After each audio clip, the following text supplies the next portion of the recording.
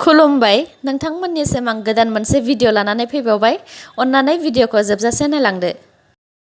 एक्स एनडिएफबिफोरा खौसेयै मैया BTR एकर्डआव थानाय 9 नं दफाखौ थाबैनो मावफुंनानै होनो थाखाय आसाम सरकारनिसिम गांसे मेम'रेन्डाम एबा गोसोखांलाइ गथायदों। लोगोसे BTCनि दाब दाब जायगायाव धरनाबो होदों। बिथांमोननि बे हाबाफारियाव बारग' NDFBनि बिथां बि सावरायग्रानि हान्जा, बिथां रन्जन दैमारिनि हान्जा आरो बिथां थिरेननि हान्जाफोरा बाहागो लादोंमोन। बिथांमोनहा मोनबा दाबिखौ लानानै बे मेम'रेन्डामखौ गथायदों। बिथांमोननि दाबिफोरा एक्स एनडिएफबिफोरनि 10 मोननो गोनां पेकेज बेखौ थाबैनो मोननाय। नेक्स्टआव दङ थैनाय एक्स एनडिएफबिनि नखराव अनसुंथाइ मोननाय। नेक्स्टआव दङ एक्स एनडिएफबिफोरनि जेसेबां केस दङ बेखौ थाबैनो बोखारनानै होनाय। लोगोसे जेलाव थानाय एक्स एनडिएफबि बिथांमोनखौ थाबैनो जेलनिफ्राय उदां खालामनाय। बिथांमोनहा धरनायाव बुंथिनाय बायदिब्ला 27 जानुवारि 2020 मायथाइयाव आसाम गभर्नमेन्ट, इन्डियान गभर्नमेन्ट आरो NDFBनि गेजेराव BTR पिस एग्रिमेन्ट जानाय दफाफोरनि मादाव मोनसेबो खामानिखौनो दासिमबो जेबो मावजेनाखै। बिनि थाखायनो बिथांमोनहा बे धरनाखौ होनो गोनां जादों। एमपिनि इन्दराव सा 11 जन हिन्जावफोरा गोबां दाम गोसानि बायदि बायदि खावनायनि दायाव हमजादों। बिसोर सा 11 हिन्जावफोरा गंसे दखाननिफ्राय गासै 4.5 लाख रांनि मबाइल, केमेरा, लाइट्स, पेनड्राइभ आरो गोबां दामि दामि आगजुफोर खावदोंमोन। दखानदारनि स्टेटमेन्टखौ लानानै एमपि पुलिसआ माखासे सोलो खालामनायनि गेजेरजों सा 11 हिन्जाव सिखावफोरखौ हमनो हाबाय आरो खावजानाय मबाइलफोरखौबो मोनफिनजोबनो हाबाय। लखिमपुरनि नारायणपुराव सम्पतिनि थाखायनो सानै मानसिखौ बुथारदों। दिनाराम फुकना गावनि थैनाय फंबायनि सम्पतिखौ लुबैनानै फंबायनि बिसि फिसाखौ गोलाव समनिफ्रायनो होखारबाय थायोमोन। फंबायनि बिसिनि मुङा मन्जु फुकन आरो बिहा सासे 12 बोसोर बैसोनि फिसाजो आरो सासे फिसाज्ला दंमोन। दिनाराम फुकननि अत्याचार खालामनायनि थाखायनो बिसोरो न' गारनानै गुबुननि न'आवसो जेब्लाबो उन्दुनो गोनां जायोमोन।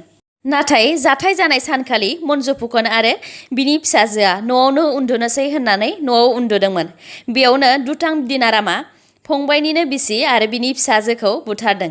दुथां दिनाराम फुकनखौ दा आसाम पुलिसआ एरेस्ट खालामबाय। गामिनि रायजो राजाफोरा दिनारामनि हेंथायै बिनि गासै न' बांफोरखौनो बुफाय बुसि खालामहैदों। लोगोसे थैनाय बिमा फिसानि न्यायनि थाखाय दिनाराम फुकनखौ फासि होनायनि दाबि दैखांदों। गुवाहाटी मिउनिसिपेल कर्परेसन GMCआ गुवाहाटी सिटीखौ साफ सिखोन लाखिनो थाखाय मोनसे गोदान थांखि लादों। गुवाहाटीआव लामा नङाब्ला नालाफोराव जायखिजाया लेथ्रा दाखोर, प्लास्टिक, बथल बायदि गारनायखौ हमजायोब्ला 5,000 जुरिमाना होनांगोन। GMCआ माखासे फन नाम्बार होखादों। सोरबा जुदि दाखोर गारनायखौ नुयोब्ला बिसोरनि होखानाय नाम्बाराव कल हरनानै खोन्थाहरनो हागोन। फन नाम्बारखौ स्क्रिनाव होनाय जाबाय। गवालपारा पुलिसआ फानखुमानो लांनाय गासै मा 183 मोसौ आरो मा 15 मैसोजों लोगोसे सा 15 मानसिखौ हमदों।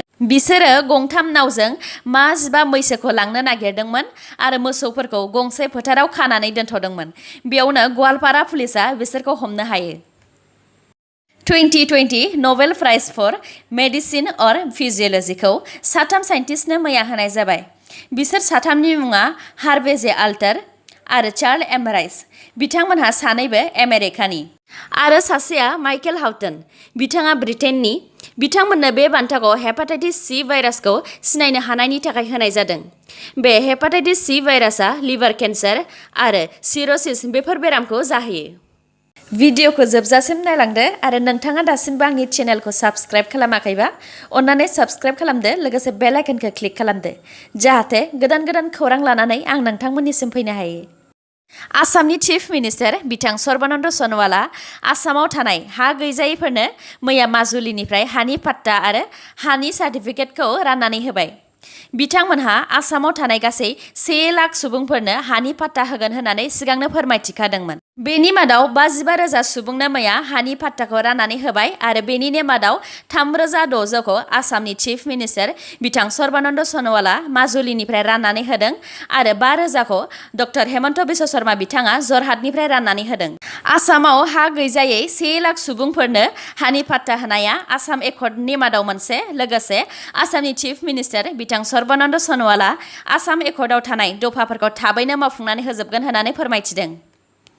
जम्मू एन्ड काश्मीरनि श्रीनगराव उदखारि हान्जानि गावनायाव सानै CRPFआ जिउ गोमादों आरो साथामा दुखु मोनदों। बिथांमोनहा श्रीनगरनि पेम्पर बाइपास जायगायाव मोनसे लामा अपेनिं खालामनायनि थाखाय अपारेशन खालामदोंमोन। बेयावनो सिनाय मोनै उदखारि हान्जाफोरा गावफैनायाव बे जाथाया जानो मोनदों। आसाम पुलिसनि भिजिलेन्स आरो एन्टि कारापसन ब्युर'आ मैया सासे डिभिजनेल फरेस्ट अफिसार DFO आरो सासे एसिस्टेन्ट कनजारभेटर अफ फरेस्ट ACF खौ लखिमपुरनिफ्राय रां जाख्ल'नायनि दायाव हमदों। लखिमपुरनि DFO यादव चन्द्रनाथ आरो बेनिनो अफिसनि ACF जेसिम आहमेदखौ सासे मानसिनिफ्राय रां लाबाय थानाय समावनो एन्टि कारापसन ब्युर'आ हमदों। बिसोर सानैया दंफांजों बुंफबनाय गंसे ट्रेक्टर हमजानायखौ हगारफिननो थाखाय 1,85,000 राङाव डिल जाबायमोन। उनाव बे खौरांखौ हमजानाय ट्रेक्टर बिगोमा मोहम्मद जामिर उद्दिनआ एन्टि कारापसननो खौरांखौ हैनानै माखासे सोलो खालामनायनि गेजेरजों 50,000 रां लाबाय थानाय समावनो हमनो हायो। रेलवे प्रटेक्शन फर्सआ गुवाहाटीनिफ्राय बरपेटा रड स्टेशनाव फैबाय थानाय आबाद आसाम एक्सप्रेसनिफ्राय 2.15 केजि सना हमदों।